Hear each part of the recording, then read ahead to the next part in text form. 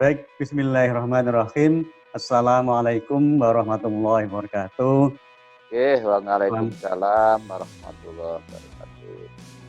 Selamat siang, berjumpa lagi dengan saya pada acara editorial Surat Kabar Kedaulatan Rakyat tanggal 19 Oktober 2020. Pada siang hari ini kita akan berbincang dengan Profesor Dr. KRT Adi Heru Husodo, Guru Besar Fakultas Kedokteran UGM yang juga Ketua PMI DIY. Selamat siang, Prof. Oh, Kota PMI Kota Jakarta. Selamat siang, Prof. Adi Heru. Selamat siang, Mas Lutfi. Selamat siang, Prof. Adi Heru. Pada siang hari ini KR menurunkan berita tentang COVID-19, judulnya Prokes atau protokol kesehatan senjata utama perangi COVID-19. Nah, kita ingin berbincang lebih jauh, seberapa ampuhkah protokol kesehatan bisa menangkal ataupun memutus mata rantai penyebaran virus corona. Monggo, Prof. Terus protokol kesehatan yang kita kenal, cuci tangan, menggunakan masker, dan menjaga jarak. Tiga-tiganya ini memang cukup ampuh ya, karena banyak penelitian di masa lalu, maksud saya sebelum wabah corona ini merebak, tiga-tiganya ini memang sudah cukup handal untuk menjauhkan kita dari virus, bakteri, jamur, sehingga itu bisa menjauhkan kita dari segala sesuatu yang mengkhawatirkan saat itu dulu. Maksud saya penelitian mengenai kebersihan makanan, penelitian mengenai kebersihan pakaian, itu terbukti handal. Nah, gara-gara corona saja seolah-olah semuanya menjadi diragukan, ya toh? Sehingga banyak orang mengabaikan protokol kesehatan ini, begitu. Jadi kalau ada pertanyaan seperti ini sebetulnya terlambat sudah, karena di masa lalu we have done it already. We have done it very well. Jadi gara-gara ada wabah saja seolah-olah tiga hal itu diragukan lagi saat ini. Sehingga banyak orang yang bosan memakai masker, tidak mau menjaga jarak, ya toh? Cuci tangan wis bosan. Ini hal-hal dasar. Ini sanitasi dasar. Kalau kita lihat kan sampai saat ini kasus COVID-19 kan belum melandai, masih naik terus, masih tambah terus. Kira-kira evaluasinya gimana? Apakah masyarakat memang selama ini tidak taat, tidak patuh menerapkan protokol kesehatan? Ya, bisa dibilang seperti itu. Tapi di emot-emot ya, barangkali Mas Lutfi belum lahir ya. Kalau saya ini kan kelahiran tahun 57. Jadi saya tasih kelingan, walaupun saya waktu itu ya masih kecil, di bawah tahun 60-an, itu di depan-depan rumah-rumah rakyat Indonesia waktu itu kan mesti ada jembangan, ono padasan, gitu, ono kendi. Jadi siapapun yang akan masuk rumah mesti cuci tangan, cuci kaki, gitu. Yang haus langsung meminum air es alami itu ya. Nah, sekarang yang nampak masih seperti ini kan hanya di pondok-pondok pesantren toh, Mas. Jadi Mbah Kiai itu kalau siapapun kalau mau sowan Mbah Kiai, ayo kono cuci tangan, wudu dhisik. Mengko nek wis bareng ngono disuguhi minuman oleh Mbah Kiai. Setelah kenyang, hausnya hilang, baru sowan Mbah Kiai. Nah, hanya seperti itu yang saat ini. Padahal sekali lagi dulu di bawah tahun 60-an itu hal-hal dasar basic seperti ini, protokol kesehatan itu sudah jalan. Nah, sekali lagi gara-gara wabah toh, seolah-olah itu tidak up to date lagi. Itu seolah-olah membuat kita ragu-ragu. Padahal nyatanya gara-gara kita meragukan, tidak mau menjaga jarak, tidak mau cuci tangan, dan tidak pakai masker, nah tambah terus, naik terus toh yang positif. Begitu Mas Lutfi. Jadi kesimpulannya masih banyak masyarakat kita yang belum disiplin dalam menerapkan protokol kesehatan ini. Leres. Tapi ya memang bisa dipahami kok. Bisa dimengerti kenapa kok orang-orang itu meragukan. Awet kalau mau pakai masker dol tinuku di dalam pasar oleh nyang-nyangan ya ora dirungokke, ora kepireng. Piro Mas? 50. Apa? 50. Ora kepireng. Sehingga mbok dicopot wae maskere. Nah, dicopot ketularan. Kan begitu ya. Jadi kita bisa memahami itu kebutuhan rakyat, kebutuhan dasar. Yang harus cedak-cedak. Padahal ini mestinya menjaga jarak. Ojo cedak-cedak, lah itulah. Jadi, terus mestinya gimana ini biar misalnya komunikasi tetap lancar, tapi juga tetap sehat, tidak tertular atau menulari? Ya itu tadi, mestinya kita tetap menjaga jarak, misalkan dengan cara memakai video call, memakai telepon, cukup SMS saja, rasa cedak-cedak, atau seperti sekarang ini pakai Zoom saja Mas Lutfi, ketemu Adieru gampang. Nah, ini tapi siapa yang mempunyai fasilitas dengan HP yang cukup bermerek ini? Kan tidak semua teman ya. Lah ini. Atau barangkali blonjo itu ya antar jemput saja. Cukup maunya apa? Wortel, sayur, kubis, lombok, sampaikan aja nanti saya antar. Duitnya transfer. Nah, tapi ini semua kan butuh fasilitas modern. Iya, betul. Ya. Ini Mas. Jadi antara nilai-nilai tradisional dengan yang baru. Terus diterapkan lagi ya. Dalam berita KR hari ini juga disebut penerapan protokol kesehatan di perkantoran. Jadi kantor ini sering juga jadi klaster baru, khususnya perkantoran yang pelayanan masyarakat. Nah, menurut pengamatan Prof. Adieru, bagaimana kantor-kantor pelayanan masyarakat untuk bayar pajak, bayar listrik, atau untuk SIM dan sebagainya? Andaikan itu semua bisa dilakukan secara online, virtual, tidak harus kontak langsung, malah bagus sekali. Itu bagus. Jadi seperti saat ini, kalau panjenengan pirsani ini UGM ya, UGM ini hidup. Kantor-kantor jalan terus, satpam ini ada semua. Tetapi kita tetap menjaga jarak ini, Mas. Kita semua pakai masker. Walaupun mahasiswa tidak ada, tapi kehidupan di UGM di Sarjito, Masya Allah, ya, luar biasa. Jadi memang tengara adanya klaster di dalam kantor-kantor pendidikan, tetap saja harus diwaspadai. Tetap saja sanitasi lingkungan harus digalakkan. Jadi desinfektan tetap dilakukan. Penyediaan masker harus disediakan. Karena barangkali ada tamu dari luar yang tidak membawa masker. Nah ini.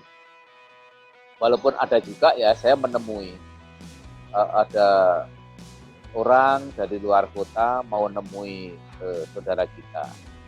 Kamu nih nganggo masker apa ora? Boten.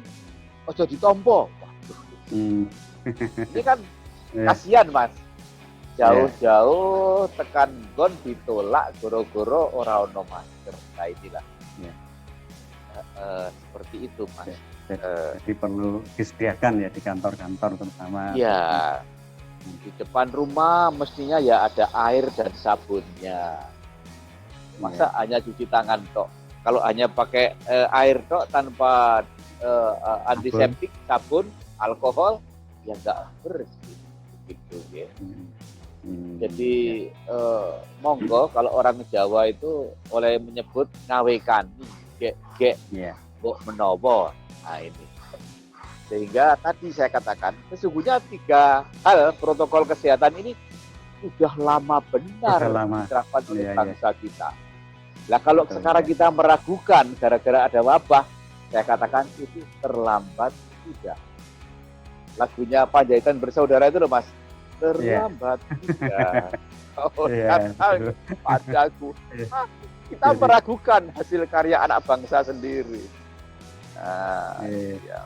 Jadi perlu diingatkan lagi, perlu diingatkan lagi. Dan mungkin dengan fasilitas cuci tangan yang tidak harus kendi lagi gitu, tapi dengan fasilitas yang lebih modern juga bisa gitu ya. Ya itu tadi kebetulan saya ini kelahiran tahun 57. Jadi tahun-tahun 60, 62, 63, 64, 65 saya masih banyak mengenang. Di depan rumah ono jembangan, ono padasan, ono kendi. Nah, sekarang sisanya hanya ada di pondok-pondok pesantren. Itu kalau mau ketemu Mbah Kyai, ijik-ijik sing resik. Nek perlu adus, anggo nek wis arep sowan Mbah Kyai, duduk manis itu Mbah Kyai. Nek wis ono wektu kowe ditemoni. Ini semua harus bersih dulu. Itu hanya sisanya saja, padahal dulu sebelum tahun-tahun ini dulu semuanya itu tersedia. Nah, barangkali untuk saat ini yang saya ceritakan itu kan sulit diselenggarakan. Ya bisa saja jembangan, padasan, kendi itu mungkin kendi plastik isinya banyu di depan rumah, ono sabune, monggo. Iya betul. Ya. Atau travel dan sebagainya. Terus kembali untuk yang kemungkinan klaster perkantoran atau pelayanan publik itu mungkin perlu perubahan sikap dan perilaku dan pirantinya juga ya Prof. Jadi karena orang kampung kan nggak siap juga bayar pajak pakai ATM atau pakai lebih mantap tatap muka gitu. Mungkin jadi perlu pengetatan gitu ya. Ya, terus mestinya ya kalau banyak orang atau banyak saudara kita yang tidak bisa memahami itu, ya berarti butuh penyuluhan, butuh penjelasan.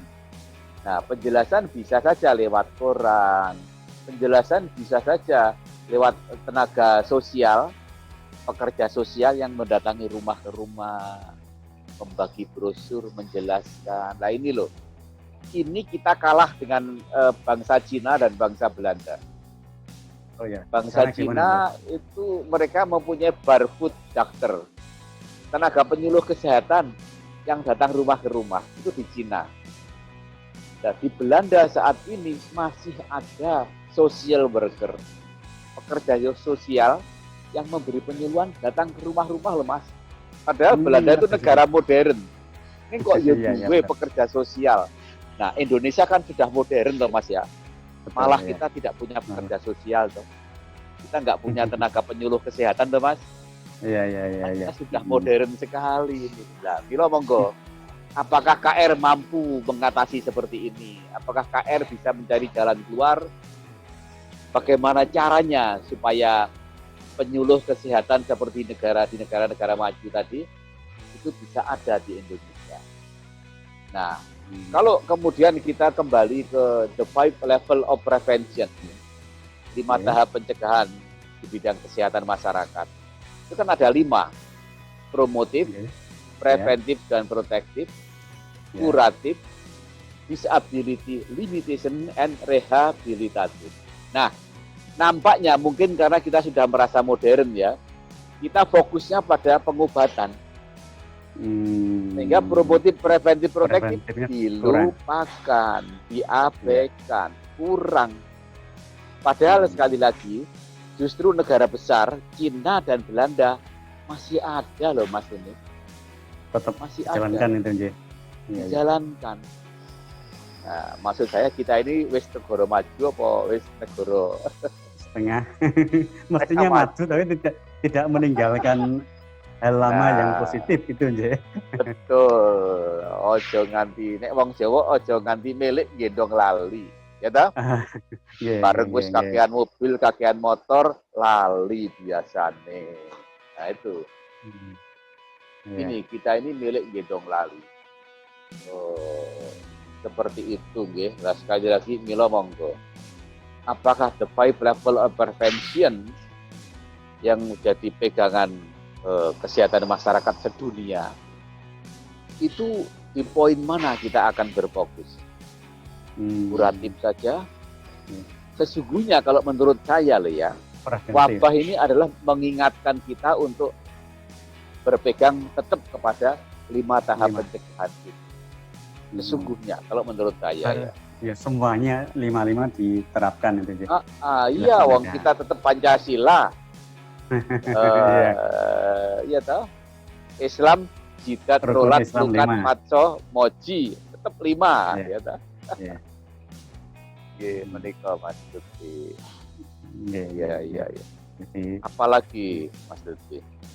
Ya harapan kita kan segera berakhir itu kan, dan ini perlu kedisiplinan masyarakat juga mungkin dari ada petugas-petugas yang senantiasa mengingatkan di lapangan itu nih Prof. Iya betul. Pelaksanaan.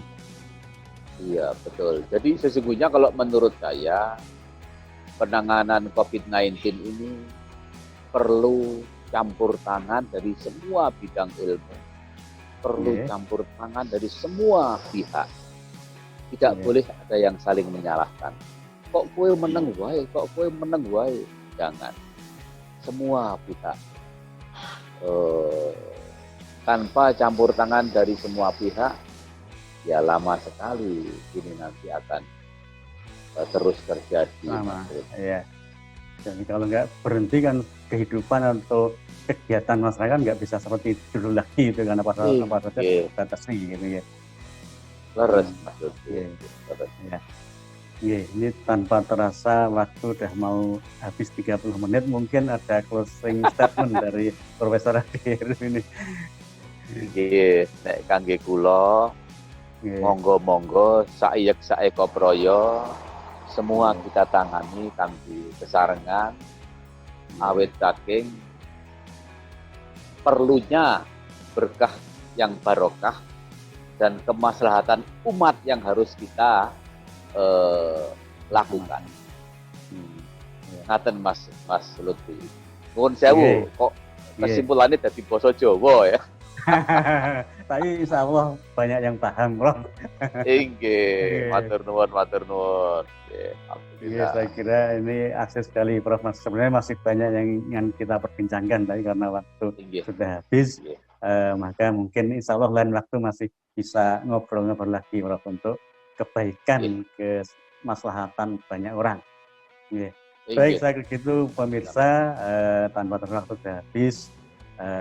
Demikian editorial Kedokteran Rakyat edisi Senin 19 Oktober 2020. Mari kita bersama-sama senantiasa melawan virus corona sehingga kita segera terbebas dari pandemi. Terima kasih. Wassalamualaikum warahmatullahi wabarakatuh.